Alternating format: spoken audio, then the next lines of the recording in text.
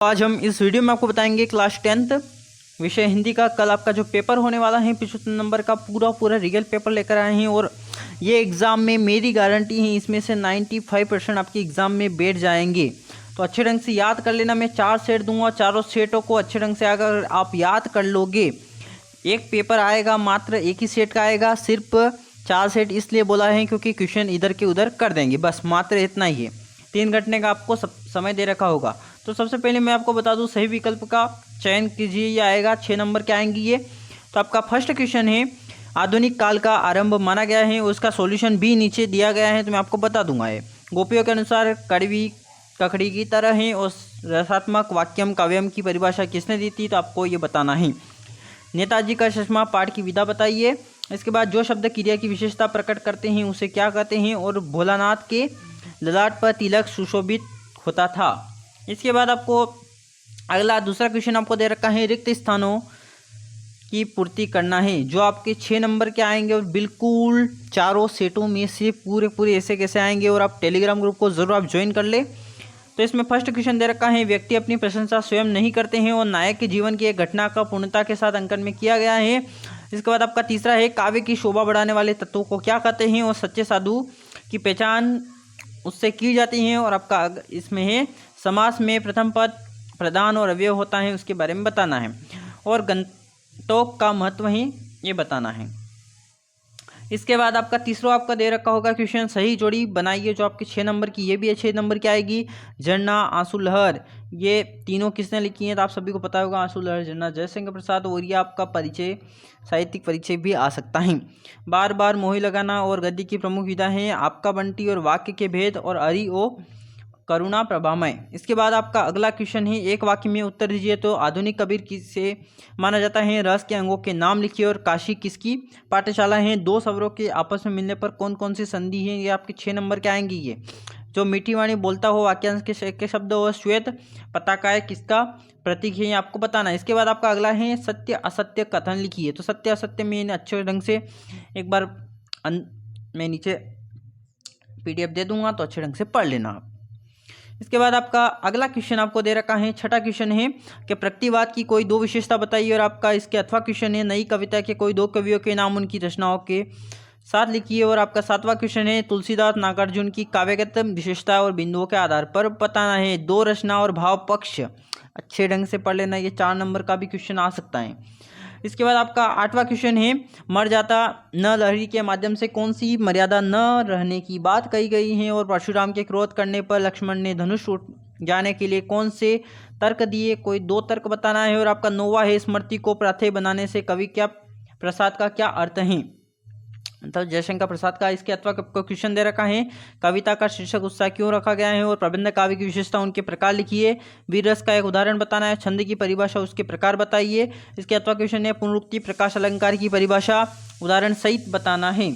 इसके बाद आपका 12वां क्वेश्चन है, निबंध की परिभाषा लिखते हुए किसी एक निबंधकार के नाम लिखवाना है। और नाटक एकांकी में 2 अंतर, ये तो फिक्स ही कर लेना, आप कौन से भी सेट करो तो। इसके बाद आपका अगला क्वेश्चन है, स्वयं प्रकाश यशपाल की साहित्यिक विशेषता बताना है। और कैप्टन बार बार मूर्ति पर चश्मा क्यों लगा देता है। और एक कहानी यह भी है कि पाठ में लेखिका मन्नू भंडारी के पिता ने रसोई को बटिया रखवार कहकर क्यों संबोधित किया।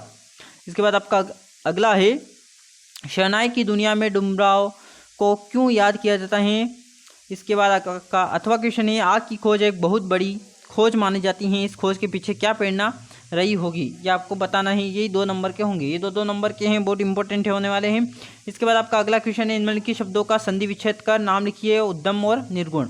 इसके अथवा क्वेश्चन है, मुहावरे और लोकोक्ति में कोई 2 अंतर बताना है। इसके बाद अगला क्वेश्चन है, भोलानाथ और उसके साहित्यों के खेल और खेलने की सामग्री, आपके खेलने की सामग्री किस प्रकार भिन्न है। आपका अथवा क्वेश्चन है, गंतोक को मेहनतक बादशाहों का शहर क्यों कहा गया है। इसके बाद आपको 18वां क्वेश्चन आपको दे रखा होगा, 3 नंबर का आएगा, आपका काव्य का संदर्भ प्रसंग सहित व्याख्या करना है। तो अच्छे ढंग से कर लेना, 4 सेट में आपको 2 दे रखे होंगे, टोटल मिलाकर 8 आएंगे, तो अच्छे ढंग से पढ़े आप इनको। इसके बाद आपका अगला क्वेश्चन ये भी आएगा, गद्यांश सहित प्रसंग सहित व्याख्या करना है। ये गद्यांश की है और वो पद्यांश की है, तो इसमें भी अथवा क्वेश्चन है। तो 4 आपको मतलब 8 करने हैं अच्छे ढंग से, और 8 में से आपको फिक्स आ जाएगा, मेरी गारंटी है। इसके बाद आपका अगला क्वेश्चन है, 20वां क्वेश्चन आपको दे रखा होगा, 3 नंबर का आएगा। मेरे प्रिय शिक्षक विषय पर एक अनुच्छेद लिखिए और वार्षिक परीक्षा की तैयारी पर दो मित्रों के मध्य संवाद लिखिए और ये क्वेश्चन 100% रट लेना अच्छे ढंग से इसको। तो इसके बाद आपको 21वां क्वेश्चन आपको दे रखा होगा, 4 नंबर का एक क्वेश्चन आएगा और काव्यांश या गद्यांश को पढ़कर पूछे गए प्रश्नों के उत्तर बताना है। तो इस टाइप का आपको गद्यांश दे रखा होगा और आपके उपयुक्त काव्यांश का उपयुक्त शीर्षक बताना है। वीरों के बसंत के आने में कौन कौन से प्रश्न जुड़ पूछ रहे हैं, उपयुक्त काव्यांश का भावार्थ बताइए। इसके बाद इसको अथवा क्वेश्चन आपको इसी टाइप का आपको अथवा दे रखा होगा, उसके बारे में बताना, इसको पढ़ना है और गद्यांश सही आंसर बताना। इसके बाद आपका 22वां क्वेश्चन है, 4 नंबर का आएगा आपका 22वां क्वेश्चन ये भी कि अपने विद्यालय के प्राचार्य को बुक बैंक से पुस्तकें प्राप्त करने, आवेदन पत्र या प्रतिदिन योग करने के लाभ बताने, अपने छोटे भाई को एक पत्र बताना। तो आप तो मात्र आवेदन पत्र मतलब एक एप्लीकेशन अच्छे ढंग से याद कर लेना आप। इसके बाद आपका 23वां क्वेश्चन है, 4 नंबर का एक क्वेश्चन आएगा और निबंध देखो, अगर आप हो सके अगर निबंध तो साहित्य और समाज मेरी गारंटी है, 100% गारंटी है, ये 101% ये का यही आएगा। अगर आप चाहते हो और भी दूसरे याद करने तो विद्यार्थी जीवन में अनुशासन याद कर सकते हो, पर्यावरण प्रदूषण याद कर सकते हो। अगर आप इन तीनों को और विज्ञान का चमत्कार आप सभी को याद ही होगा, अगर आप तीनों चारों को याद कर लेते हो तो हो सकता है। और अगर मेरी मानो तो एक ही याद कर लेना, साहित्य को समाज मेरी गारंटी 100% आपको एग्जाम में बैठ जाएगा। और इसका सॉल्यूशन है तो अच्छे ढंग से आप लिख लिया अलग से। और अगर पीडीएफ चाहिए तो ज़रा आप मेरे टेलीग्राम ग्रुप को ज़रूर ज्वाइन कर लेना और कमेंट में ज़रूर बता देना आप पीडीएफ चाहिए तो। और मोस्ट इंपॉर्टेंट क्वेश्चन, ऐसे क्वेश्चन और भी मिल जाएंगे आपको मेरे टेलीग्राम ग्रुप पर, सुबह मिलेंगे आपको। तो अच्छे ढंग से तैयार रहना, ज़रूर ज्वाइन कर लेना। और ये आपके सॉल्यूशन है तो अच्छे ढंग से इसको कर ले। और अगर आप इस टाइप के अगर लिखोगे एग्जाम में इस टाइप के और कैसे लिखना है ये भी अगर वीडियो चाहिए तो ज़रा मुझे कमेंट बता दे कि हाँ कैसे लिखना है, ये आपको बता दो। कौन कौन सी आपको पेन की ज़रूरत होगी, कौन बताना है, तो ये ज़रूर आप मुझे बता देना। इस टाइप से अगर लिखोगे तो आपको अच्छे ढंग से पूरे नंबर मिलेंगे। तो अच्छे ढंग से लिखना है इसको। सभी के आंसर दे रखे हैं, मतलब अथवा क्वेश्चन के साथ साथ सभी के दे रखे हैं, तो अच्छे ढंग से पढ़े इनको।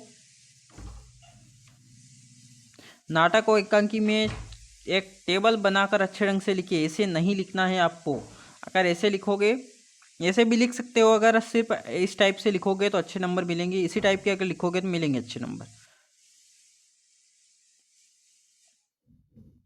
पूरा पेपर का सॉल्यूशन है तो अच्छे ढंग से पढ़े, बिल्कुल टाइप किया हुआ है ये अभी।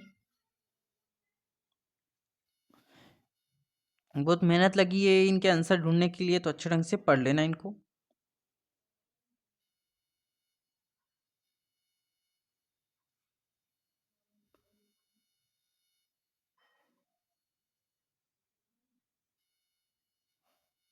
तो इस टाइप का आएगा आपका पेपर और बिल्कुल ऐसा कैसा पेपर आपको एग्जाम में आपको देखने को मिलेगा। तो ज़रूर आप मेरे टेलीग्राम ग्रुप को ज़रूर आप ज्वाइन करें। तो वीडियो अच्छा लगा तो ज़रूर आप लाइक कर देना, चैनल को ज़रूर आप सब्सक्राइब कर देना। Thank you.